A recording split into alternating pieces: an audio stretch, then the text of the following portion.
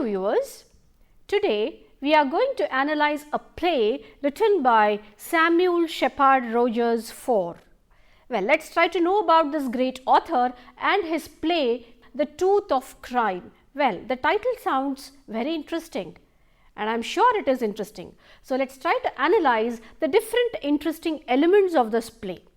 Now, Samuel Shepard Rogers IV was born on 5th November 1943 in Fort Sheridan, Illinois. He worked on a ranch as a teenager and his father, Samuel Shepard Rogers Jr., was a teacher and farmer who served in the United States Army Air Forces as a bomber pilot during World War II. Well, his father's profile also seems to be very interesting. Shepard has characterized his father as a drinking man, a dedicated alcoholic. Well, that is a big word to describe one's own father. His mother, Jane Elaine, was a teacher and a native of Chicago, Illinois. After graduating from Duarte High School in 1961, he briefly studied agriculture at Mount San Antonio College, where he became captivated with the compositions of Samuel Beckett, jazz and abstract expressionism. Shepard soon dropped out to join a touring repertory group, the Bishop's Company.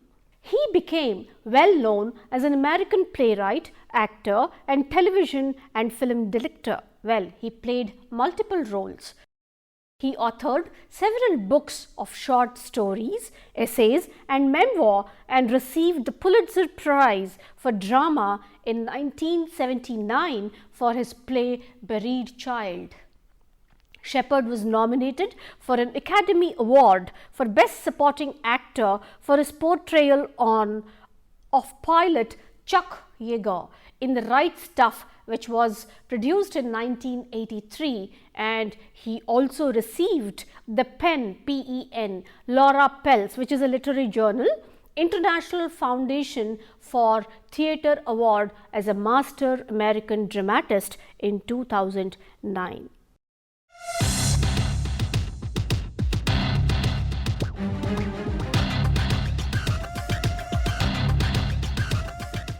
Now, let us look into the different elements of this great play called The Tooth of Crime. The Tooth of Crime is a play depicted in 2 acts, which is a dramatic representation of an archetypal sign of dethronement and usurpation. Human beings by nature are power mongers. Sam Shepard, through his play The Tooth of Crime, has proved this time and again. Hoss, the protagonist of the play, the aging Elvis Presley style star, is falling faster. His countdown has begun. He realizes that he is losing his control on situations and the immediate world around him because of his obsolete rock world standards. But he refuses to accept defeat and fade into oblivion. He also refuses to acknowledge the authenticity of Mojo Root Force, represented by his opponent Crow, a gypsy soloist. He is constantly challenged by Crow. He feels that he is being haunted by the shadow of isolation. You know, isolation is the most dreadful disease in life. He has a strong feeling that he has already been neglected by his old pals. A bitter feeling of indifference makes him restless and disoriented. That feeling of isolation is intensified by his anxiety of a solo showdown with Crow, a grotesque representative of aggressive, intimidating gangsters. The action and conversations in the first act of the play revolves around the looming altercation in which the victory of one would mean certainly the destruction of the other. Well, always things are placed in opposite direction in reality. The dramatic action builds up slowly and is propelled, as it were, by 2 erratic factors. What are they? The first one is horse dependence on charts, stars and other people along with his practicing sessions with a dummy. And on the other hand, the general speculation about his adversaries' frantic confidence and slight regard for the code as expected of those hot-shot young dudes and hired killers, and particularly the ambiguity of the threat. The second act, or Act 2, is an extended verbal encounter in which the old veteran is skillfully maneuvered sometimes by the fresh vigor of his opponent, sometimes by the referee. The referee's unseemliness and the crowd's use of cheap ways to excel and win with prompt adaptability. Hoss kills the referee in a fit of wronged resentment and is momentarily frightened by his rash, code-defying crime, by his sudden awareness of the keepers. He surrenders his supremacy again to Crow with an appeal that Crow would teach him how to be a man, to face his tainted and distorted state and to overcome his loneliness. This also indicates that interdependence also plays a vital role in one's life. However, he fails to learn and prefers to put a bullet in his mouth. What does it mean? He embraces death. Hoss yields to a necessity which is powerful than his weak emotions.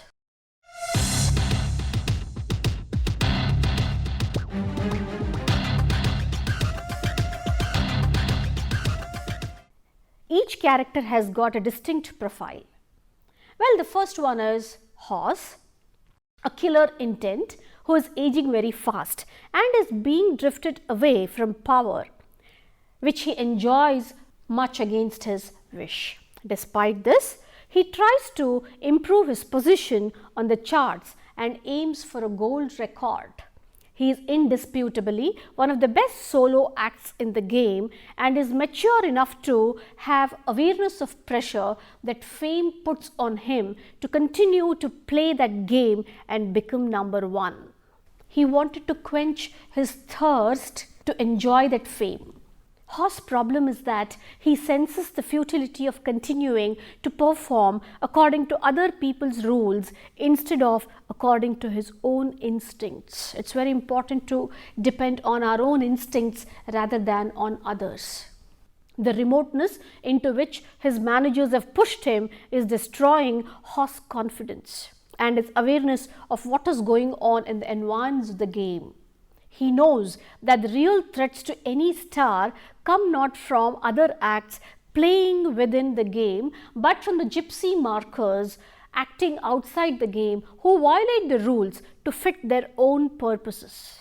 His opponent, Crow, realizes this and grabs the opportunity and defeats Hoss in a shootout to claim all Hoss territory and entourage. The second important character who is also responsible for Hoss' downfall is Becky Lou. Becky Lou, Hoss' manager and girlfriend, a woman capable of shaping a traitor and a killer into a chart-topping solo marker as she has done with Hoss. Becky, however, is also capable of destroying her creations because she defines success as playing by the rules of the game. She is an opportunist who, with a scheming mind, joined up with Hoss when he was starting to make a name and space for himself on the circuit, and who knows how to manipulate him to act against the instinct that served him well early in his career. Another important character of this play is Crow, Hoss' opponent. Crow provides a youthful contrast to this conformist. He, unlike Hoss, is not willing to relinquish this identity in order to achieve stardom. According to the dictates of the game, Crow remains faithful to himself, gradually acquires control that even Hoss begins to envy and wants to emulate at the end of the play. Thus, the triumph of the individual over the conforming system becomes an important theme. Look at the interesting dimension of human psychology which Sam has captured in his play called The Tooth of Crime. Well, there is another man called Starman, an astrologer who advises Horse. Galactic Jack, an interesting jockey who advises Horse by studying the charts. He dresses like a pimp and speaks like Wolfman Jack. Shane is Horse driver and friend, another minor character of the play. And Doc is Horse drug provider and doctor. And you also find referee adding his own importance to the play.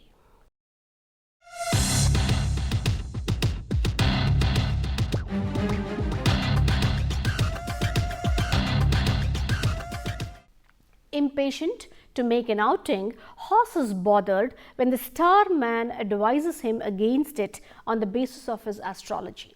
Horse finds out that his opponent, Mojo Root Force, has encroached upon his region in Las Vegas in a move of disputed legality. After getting the information that a gypsy from Vegas is on the way to assault him, Horse calls his old friend Little Willard for support, only to find that Willard has committed suicide due to his incapability to cope with his status.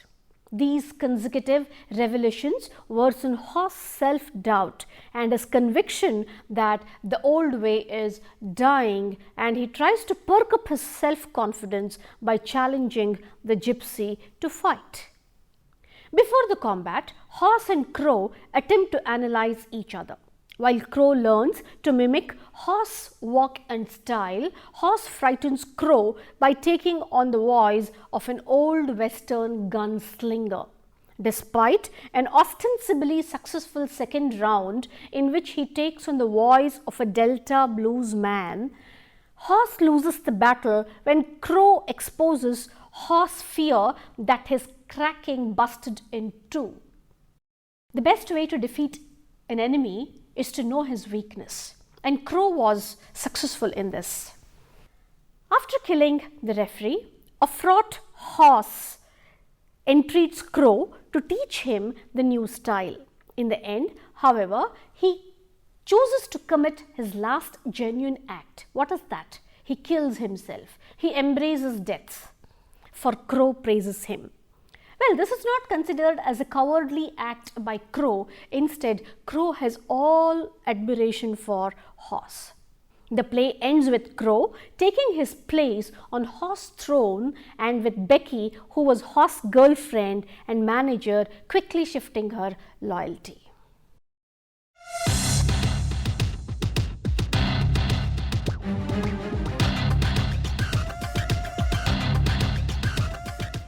This play, though it is considered as a modern play written by a modern writer, has also the traits of Greek mythology.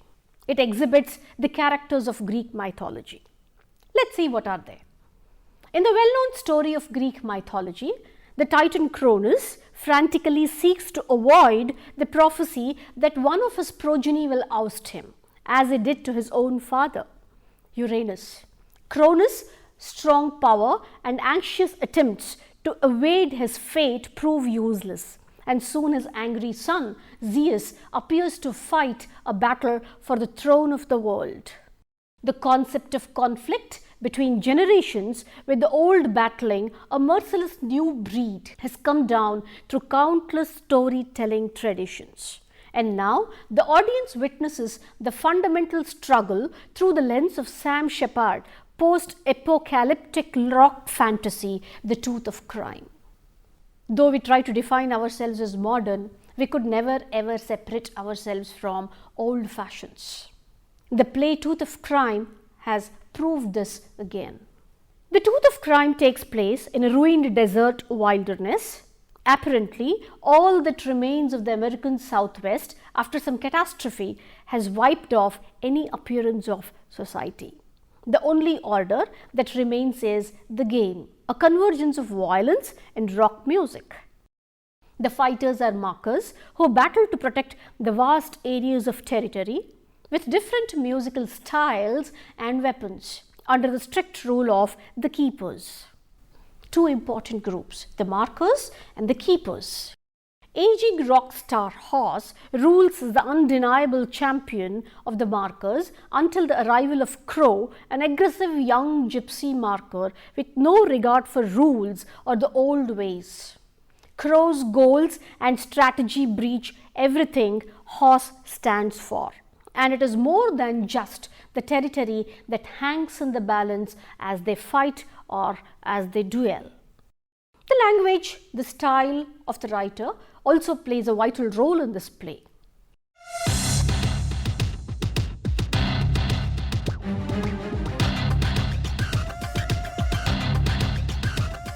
Shepard intentionally abstains from major clarification in support of embedding each character's secret history deep within their words and intonation. This puts the responsibility on the audience to comprehend the necessary context from the character's outlandish speech. The option proves to be a double-edged sword. The whole magic lies in the language used by the writer. Any work or any writer you take, for instance. At times, the interactions are captivating, hinting at an uncouth world where language is grown into a sort of weapon in and of itself. However, the language sometimes wades into overly impenetrable, self-serving territory, like a long stretch of opera intentionally left without any subtitles. Another interesting dimension of this play is use of myths in order to add the required spice, the required charm and glamour to this play. The Tooth of Crime as a story might sound ordinary, but has been given a lofty touch by Anton Chekhov. For that matter, any good playwright whose dramatic skill controls his ideas and poetic imagination should be able to do this, keeping its potential symbolism intact. Shepard's passion, imagination and obsession were the driving forces behind his efforts to explore all the mythic possibilities of this familiar fact of existence. Sam Shepard weaves a full-length play with a haphazard beginning, an enthralling middle and a brilliant end.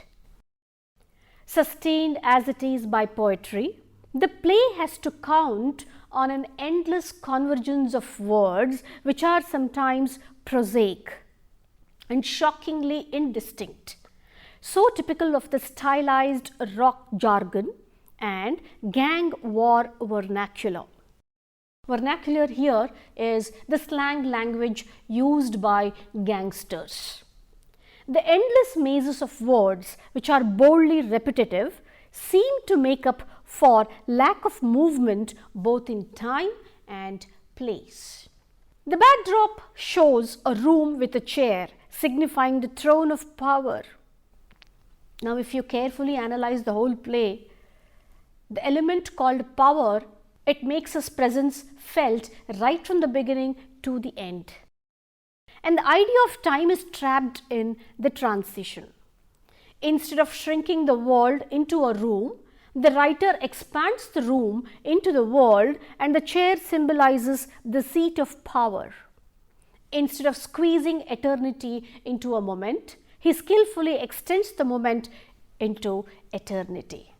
A contemporary act of surrender and acquisition of power becomes a strong reference which spreads itself on life at large. As the play gains momentum, the microscopic room of Hoss expands into an empire of which he is the reigning supreme. And the past, the present and the future evolve out of the highly charged and pulsating moment. As a result, the play seems to change although action is confined to a room, and time seems to move forward and backward although it is actually static. There lies the beauty of the writer in presenting his ideas. The theme of the play, though it revolves around managing a veteran who has been dethroned by a new rock star, acquires an archetypal and mythical significance because it is modeled upon the tribal practice of violent transfer of power in societies in general. Horse exhibits the trait of a tribal chieftain with many historic victories, who is surrounded by his old-time acquaintances, friends, and a woman called Becky Lou. These people have become a part of his personality through years of interdependence. Horse aging suddenly calls for a rearrangement of order with power to continue to feel its magic. His age, his incapability to detach himself from the temptations of being in power, his holding the scepter of power too long, his anxious unwillingness to part, and his being the usurper turned chieftain or king, which necessitates his constant terror of encountering some younger, sturdier stalwart in a single fatal combat. Horse aging suddenly calls for a rearrangement of order with power to continue to feel its magic. His old age, his incapability to detach himself from the temptations of being in power, his hold on the scepter of power for too long, his being the usurper turned chieftain or king justifies his constant terror of encountering some younger, sturdier stalwart in a single fatal combat. All these elements, along with the ritualistic death, all strongly resemble the morphology of the golden bough myth or the king of the woods myth described by Sir James Frazer. This myth is sometimes referred to as the priest king of Nemi, Crow's immediate model, who is a young western gunslinger who is determined to kill the veteran who is as old as myth itself. He is like Cain, with full of hatred for Abel and the aspirant to the office of the priest king who kills his precursor in the darkness of the eerie thick forest. The priest king of Nemi is wedded to the golden bough and Diana. He has to protect the tree.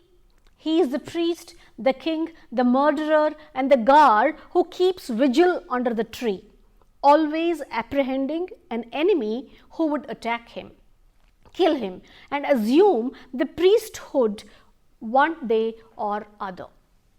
His old age weaknesses are signs of his certain deaths and gradual transfer of power. This rule of succession by the word, writes James Frazer in The Golden Bough, was observed down to imperial times. For amongst his other freaks, Caligula, thinking that the priest of Nemi had held his office too long, hired a more stalwart ruffian to slay him. Horse rules over an empire which he himself has conquered by killing the previous ruler and is now in danger of being conquered and killed.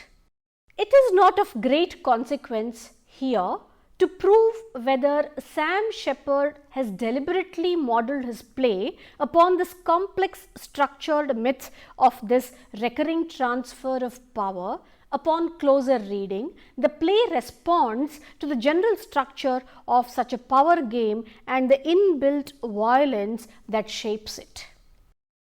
A few 20th century plays like Brecht's Caucasian Chalk Circle, Tennessee Williams' Orpheus Descending, and Shepard's Operation Sidewinder and the Tooth of Crime privilege myths and yield to a reasonably mythical interpretation. The basic structures of myths implied or employed in those plays determine the synchronic arrangement of the plot of these plays on the horizontal level. In other words, myths and drama operate on two distinct levels. And when these levels interact, they generate multiple possibilities of meaning.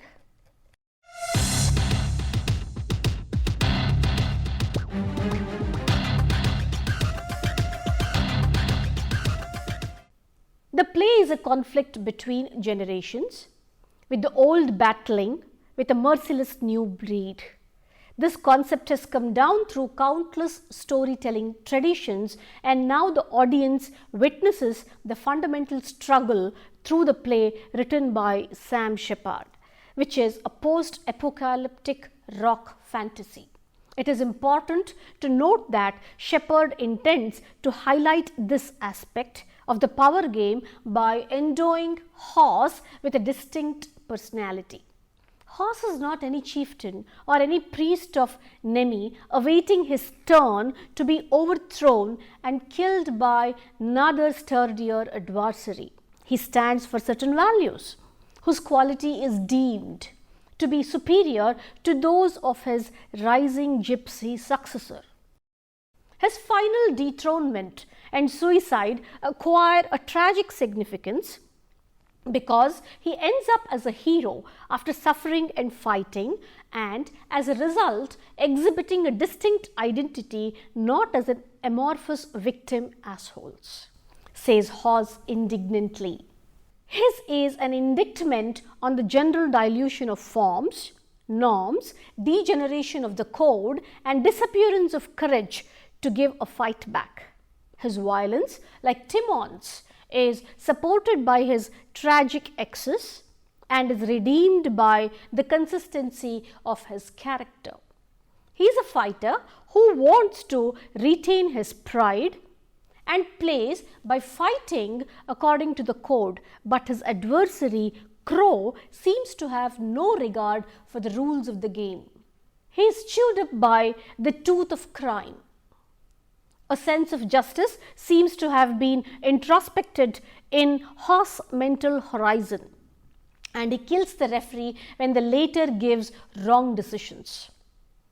By that action, he defines the code and, in a sense, splits himself or his own self. And such splitting of the self, caused by his Hamlet-like impulse to set the disjointed time right, is well in the tradition of tragic hamartia. Well, this kind of analysis takes us back to Shakespearean times.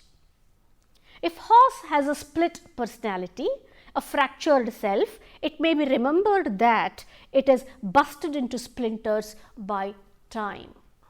The play gives a strong message that however powerful you are not immortal, you are not eternal. You have to bow before the Supreme. Thank you.